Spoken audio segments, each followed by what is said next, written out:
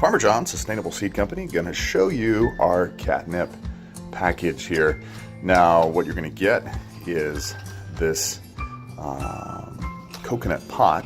It's not made out of peat, it's made out of renewable coconut. And here you can see the pot. It's actually been formed out of the coconut fiber. And then shredded coconut, which you'll add warm water, 1 cup of hot water. We'll turn it into this wonderful planting material.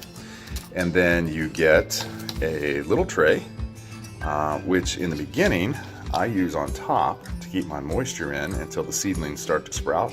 And then you use it below to keep water from running off onto your windowsill or wherever you put this. So you also get, of course, your catnip seeds. They're inside. Now I have 2 kits sitting out here because I just wanted to show you what was in the kit, but then how to plant the seeds.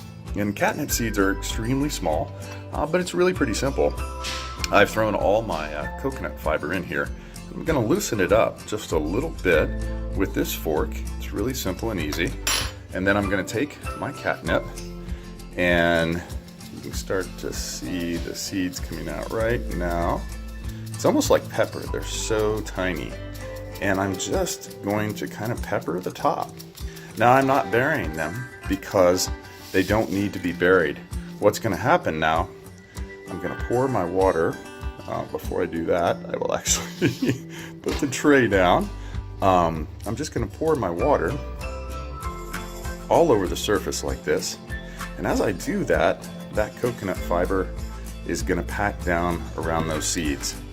And that's going to be about all I need. I may tamp it just a tiny bit with my fingers to give good seed to soil contact. Now I want to keep these seeds warm. These seeds have to be kept at 70 degrees or warmer constantly. So a good place for that would be on top of your refrigerator, of course in a sunny location, or on a heating mat. But they have to be kept at 70 degrees or warmer for them to germinate. If you get mold growing here, mold is everywhere in the air. It can land on anything, but it doesn't like to grow in sunny locations and warm locations.